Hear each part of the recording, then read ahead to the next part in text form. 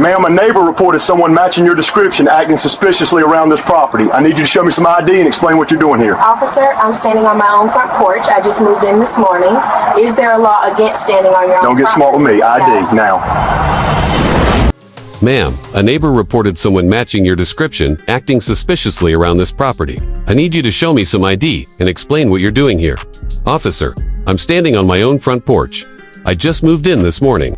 Is there a law against standing on your own? Don't get smart with me. ID now. At exactly 2:17 in the afternoon, on a warm Saturday in October, on the quiet, tree-lined streets of Oleander Court in Savannah, Georgia, a woman named Simone Carter was doing something extraordinarily dangerous. She was standing on her own front porch, drinking iced tea, watching a moving truck park in her driveway. That was it. That was the totality of the threat. A 30-year-old black woman standing on the porch of the $865,000 home she had just purchased, holding a glass of iced tea and a clipboard, making sure her furniture arrived in one piece. Across the street, behind the curtains of the house at number 15, a man named Gerald Whitmore was watching. Gerald was 67 years old, a retired insurance adjuster, and a 14-year resident of Oleander Court. He had lived on that street long, enough to watch it transform from a modest neighborhood into one of the most expensive zip codes in Savannah. He knew every family on the block. He knew every car in every driveway, and he did not recognize the woman on that porch. So, at 2:09 in the afternoon, Gerald Whitmore picked up his phone and dialed 911. He told the dispatcher that there was a suspicious individual at the property across the street, that she appeared to be casing the house, that something just did not look right. The dispatcher sent 2 officers. Before we go any further, I want you to understand who Simone Carter actually was, because that context is everything in this story. Simone was not your average 30-year-old. While most people her age were still figuring out their careers, Simone had already been appointed to the federal bench, making her one of the youngest federal judges in United States history at the time of her confirmation. She had graduated from Harvard Law School in the top 3% of her class, magna cum laude with a specialization in constitutional law and civil rights litigation. After law school, she spent 2 years as a law clerk for a sitting United States Circuit Court judge, drafting opinions that are still cited in federal courts today. At 27, she became an assistant United States attorney for the Southern District of Georgia, where she successfully prosecuted for federal civil rights cases involving law enforcement misconduct. Before her appointment, she was a legal fellow at the NAACP Legal Defense Fund, where she co-authored a landmark report on racially discriminatory 911 call patterns in majority white residential neighborhoods. And then 11 days before she stood on that porch with her iced tea, she was confirmed to the United States District Court for the Southern District of Georgia by a bipartisan vote of the United States Senate. 11 days. She had been a federal judge for 11 days when Gerald Whitmore picked up his phone. She had chosen the house on Oleander Court, specifically for its proximity to the federal courthouse where she would begin hearing cases the following Monday. She had worked her entire life for that house, for that appointment, for that quiet Saturday afternoon of finally moving in and making it home. And she was about to have that afternoon interrupted by 2 police officers who had no idea what they were walking into. NCL officers who responded were Brett Lawson, 8 years on the Savannah Police Department, and his partner Kyle Durbin, 3 years on the force. Lawson climbed out of the patrol car first and walked up the path toward Simone's porch. With the practiced confidence of someone who had done this 1,000 times before, he scanned the moving truck, scanned the movers, and then looked at Simone with the kind of flat administrative gaze that treats a person as a situation to be resolved rather than a human being to be spoken to. "Afternoon," he said. "Got a call? About a suspicious individual at this address. You live here?" Simone looked at him with the quiet, measured patience of a woman who had spent years in federal courtrooms. "I do. I moved in this morning. Is there something I can help you with?" Lawson said. "Can I get your ID? Need to verify?" Simone said, "May I ask what the specific concern was that prompted this visit?" Officer Lawson told her that a neighbor had called that someone reported a suspicious individual casing the property. Simone looked at him for a moment. Then she said, "Casing the property I own." And Lawson said that's what was reported. The home security camera above Simone's front door was recording everything. So was Lawson's body camera. So was Durbin's. So was a second security camera mounted on the garage. 4 separate recording devices capturing every word, every expression, every second of what was about to unfold. Simone set her clipboard down on the porch railing calmly, deliberately, as if she had all the time in the world. Then she said, "Officer, I want to be cooperative with you, and I will provide my ID. Before I do, I want a note for your body camera and for mine, because that camera above you has been recording since you pulled up that it is currently 2:19 in the afternoon. I am standing on the porch of my own home. I have committed no crime. I've engaged in no suspicious activity, and I am being approached because a neighbor observed a black woman overseeing a moving truck and found that concerning. Is that an accurate summary of the situation? Lawson stiffened. I didn't say anything about race, ma'am, Simone said. You didn't have to. I'm noting the observable facts. Officer Durbin, standing several feet behind his partner, shifted his weight slightly. You could see it on his body camera footage later. That subtle rocking back. The physical tell of someone whose brain is quietly raising a flag about the situation they've just walked into. Lawson pressed forward. He told Simone that until her ownership of the property was confirmed, he would need her to step away from the porch and wait by the patrol car. And this is the moment the footage really becomes something else, because Simone Carter did not raise her voice. She did not step back. She did not comply. She took one slow, deliberate sip of her iced tea, set the glass down on the porch railing, and then she said, "Officer Lawson, I can read your nameplate from here. Are you detaining me?" Lawson said. "I'm asking you to cooperate." Simone said, "That's not what I asked. I asked a specific legal question. Am I being detained or am I free to remain on my own property?" Lawson told her he needed her to come with him so they could sort this out. Simone said, "Officer, Florida versus Bostic, 1991. A person is seized under the Fourth Amendment when given the totality of the circumstances. A reasonable person would not feel free to leave. You have instructed me to move from my property to your patrol car that constitutes a seizure. On what legal basis are you seizing me?" Lawson opened his mouth, then closed it. In the background of the body camera audio, you can hear Durbin exhale. Lawson changed tactics. He asked Simone if she could prove she lived there. A deed? A utility bill? Something. Simone nodded slowly. "I can," she said. "I also want to point out that you have not asked the two men currently carrying my furniture through my front door for the same proof. I'd like that acknowledged on camera." She was right. Lawson had not said a single word to the movers, both of whom were white. He had walked straight past them without a glance and gone directly to Simone. The body camera catches Lawson looking back at the moving truck, looking at the movers, looking back at Simone. You can watch the awareness cross his face, slow and uncomfortable. The recognition that he had made a choice when he walked up that driveway. And that choice was now documented on 4 recording devices and being acknowledged out loud by the woman he had made it about. "I treat everybody the same," he said. Simone said, "Your body camera footage will settle that question. Shall we continue?" At this point in the encounter, Lawson told Simone he was going to need to run her name before he could clear the scene. Simone said, "That's fine. My name is Simone Adrienne Carter. Carter." She paused. Then she said, "While you do that, I want to make sure I'm understanding the full situation correctly. Is it your position, Officer Lawson, that a black woman, standing on her own front porch in a residential neighborhood in the middle of a Saturday afternoon, overseeing a licensed professional moving company, constitutes suspicious behavior sufficient to warrant police dispatch and a property ownership investigation?" Lawson said a call was made and they had to respond to calls. Simone said, "I understand you respond to calls. What I'm asking is whether you personally observing this scene as you arrived, saw anything that you would characterize as suspicious." Setting aside the call entirely, 4 seconds of silence. You can count them on the footage. 1, 2, 3, 4. Lawson said he was going to run her name and he walked back to the patrol car. This is the moment everything changed. Durbin, still standing near the porch, had pulled out his phone. He was doing what any young officer standing in an uncomfortable situation does. When he has 30 seconds and a data signal, he was Googling Simone Adrienne Carter, federal judge, Southern District of Georgia. The results came back instantly. Her Senate confirmation had been covered by every major legal publication in the country. Her photograph was on the Southern District's official federal government website. There were press releases, there were news articles, there was a photograph of her being sworn in 11 days earlier, her hand resting on a Bible that had belonged to her great-grand-master, her mother standing beside her crying. Durbin looked up from his phone.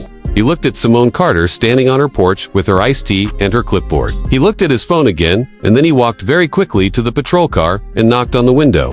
Lawson stepped out of the car 30 seconds later. His posture was different. With a squared, assertive set of his shoulders from when he first walked up that driveway was gone. Still trying to hold himself together, but something had broken behind it. He approached the porch again. "Ms. Carter," he said. "And noticed for the first time since arriving," he said. "Ms. Carter. Not ma'am, not Ms. Ms. Carter. Are you a federal judge?" Simone Carter took one more slow sip of her iced tea, set the glass down, looked at him. "I am," she said. "I was confirmed to the United States District Court for the Southern District of Georgia 11 days ago." My commission is signed by the President of the United States. My chambers are at the William Augustus Boodle Federal Building, approximately 6 miles from where you're standing. I begin presiding over my first case docket this coming Monday morning. The silence that followed lasted 5 full seconds on the body camera recording. And then Simone said something that would be quoted in news articles, shared in legal communities, discussed in law school classrooms, and replayed on social media 62 million times over the following 2 weeks. She said, "Officer Lawson, I want you to think very carefully about what has occurred here this afternoon. I own this property. I was engaged in no illegal activity whatsoever. I was standing on my own porch. I was questioned, asked to leave my own property. I am subjected to a verification process that neither of the 2 men visibly present on camera was ever asked to undergo. During this encounter, I cited 3 specific constitutional precedents, all of which were accurate, none of which you challenged on legal grounds. And this entire interaction has been captured on 4 recording devices, including your own body camera, which I assume is still running." Lawson said, "Yes, ma'am." Simone said, "Good, then I think we both have everything we need. Have a good afternoon, officer." She picked up her clipboard. She turned back to the moving truck. And just like that, for her, the encounter was over. For Brett Lawson, it was just beginning.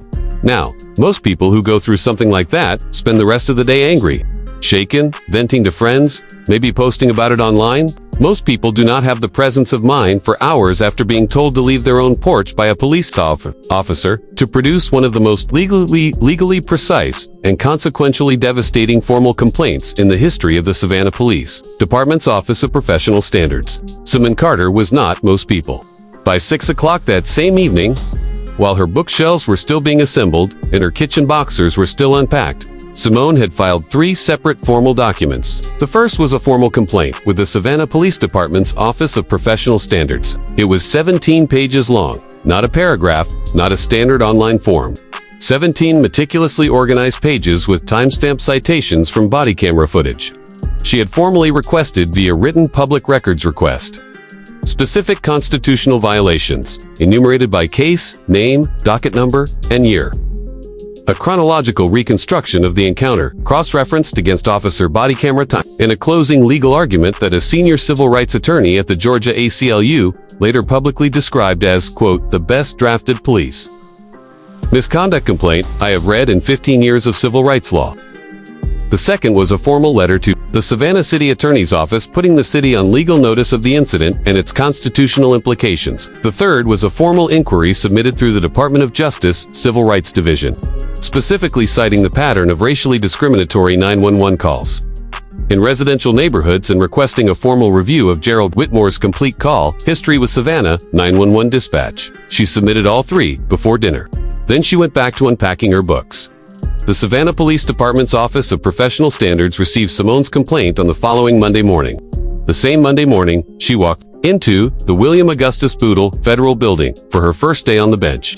By Thursday of that same week, Officer Brett Lawson had been placed on administrative leave pending a formal investigation. That was not normal. These processes typically take 6 to 8 weeks just to be assigned to an investigator. But Simone's complaint was so precisely constructed, so legally thorough, and so completely documented that the department's own legal counsel flagged it directly to the chief's office within 24 hours of receipt. The message was simple. This cannot sit in a queue. The internal investigator assigned to the case was Sergeant Adriana Voss, a 14-year department veteran with a reputation for running clean, thorough reviews. She pulled Lawson's body camera footage on her first morning. She watched it once, then she watched it again. Then she called in the department's legal advisor to watch it with her a third time.